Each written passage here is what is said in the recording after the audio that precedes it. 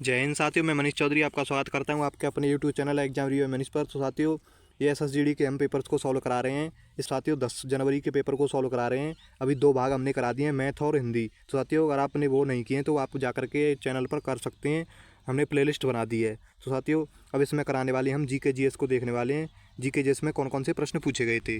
तो चलिए friends, class को शुरू करते हैं। अगर आपको वीडियो पसंद आए तो वीडियो को लाइक करना और चैनल को सब्सक्राइब जरूर करना, और ज़्यादा से ज़्यादा जो भी एसएसजीडी की तैयारी कर रहे हैं उन तक कैंडिडेट तक इस वीडियो को शेयर जरूर करना।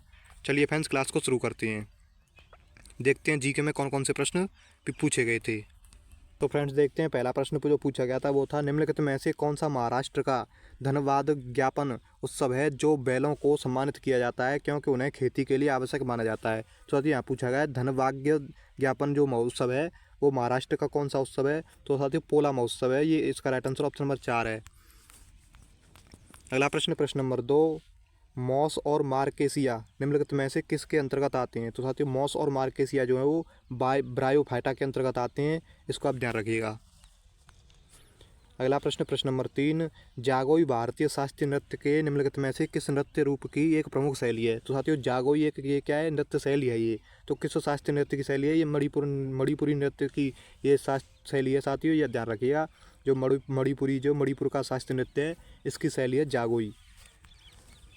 अगला प्रश्न, प्रश्न नंबर 4, जीवाश्म ईंधन के जलने से होने वाले प्रदूषण को कम करने के तरीके की पहचान करें। तो साथियों, जीवाश्म ईंधन के जलने से जो प्रदूषण होता है उसे कम कैसे किया जा सकता है उसको बताना है।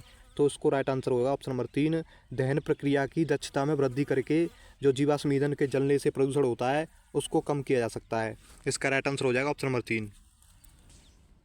अगला प्रश्न, प्रश्न नंबर 5, निम्नलिखित में से 7वीं पंचवर्षीय योजना के मुख्य उद्देश्यों में से एक था। 7वीं पंचवर्षीय योजना में से उद्देश्य पूछा गया है, इन 4 उद्देश्यों में से कौन सा था। तो इसका राइट आंसर ऑप्शन नंबर 2 हो जाएगा, खाद्यान्नों में उत्पादन में वृद्धि। तो खाद्यान्नों के उत्पादन में वृद्धि जो है वो 7वीं पंचवर्षीय योजना का उद्देश्य था। अगला प्रश्न, प्रश्न नंबर 6, किसने सितंबर 2022 में कोच्चि में भारत के पहले स्वदेशी एयरक्राफ्ट कैरियर आईएनएस विक्रांत को प्रमाणित कमीशन्ड किया। तो साथियों, इसको नरेंद्र मोदी ने किया था। इसका राइट आंसर ऑप्शन नंबर 2 हो जाएगा। जो आईएनएस को जो कैरियर आईएनएस विक्रांत था उसको कोच्चि में ये पहला स्वदेशी एक एयरक्राफ्ट है, इसको नरेंद्र मोदी ने प्रमाणित किया था। अगला प्रश्न, प्रश्न नंबर 7, वस्त्र मंत्रालय के अंतर्गत आता है। तो साथियों, वस्त्र मंत्रालय जो है वो किसके अंतर्गत आता है। तो समर्थ योजना के अंतर्गत आता है। इसका राइट आंसर ऑप्शन नंबर 3 हो जाएगा।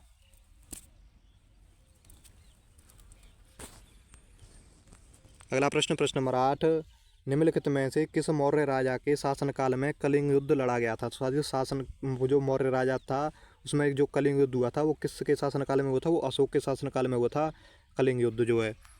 अगला प्रश्न, प्रश्न नंबर 9, भारत के राष्ट्रपति का चुनाव किसके द्वारा किया जाता है। तो साथियों, भारत के राष्ट्रपति का जो चुनाव होता है वो संसद के दोनों सदनों के निर्वाचित सदस्यों और राज्य विधानसभाओं द्वारा किया जाता है। इसका राइट आंसर ऑप्शन नंबर 2 हो जाएगा।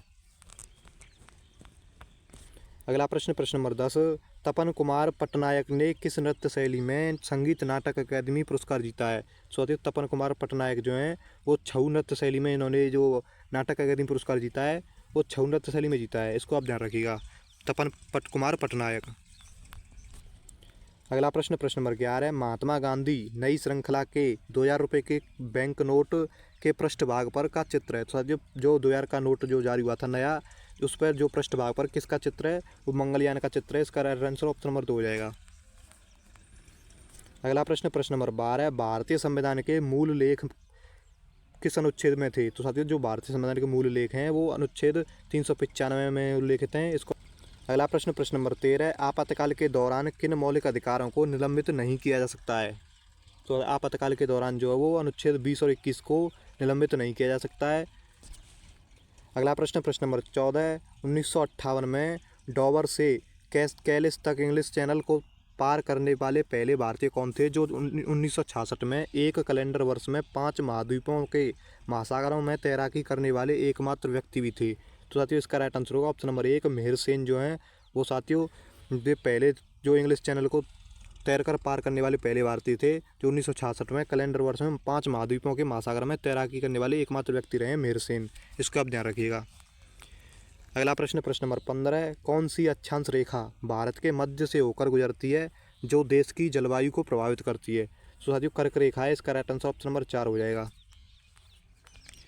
अगला प्रश्न प्रश्न नंबर 16 ऐसी राजस्व प्राप्तियां जिनका सरकार पर दावा नहीं होता है क्या कहलाती हैं। तो साथियों जिनका जो सरकार पर दावा नहीं होता है ऐसी राजस्व प्राप्तियों को कहते हैं हम गैर प्रतिदेय। साथियों गैर प्रतिदेय कहा जाता है। अगला प्रश्न प्रश्न नंबर 17 2017-18 में विजय हजारे ट्रॉफी किस राज्य ने जीती थी। तो साथियों जो विजय हजारे ट्रॉफी 2017-18 की जीती थी वो कर्नाटक ने जीती थी। इसका राइट आंसर ऑप्शन नंबर 1 हो जाएगा।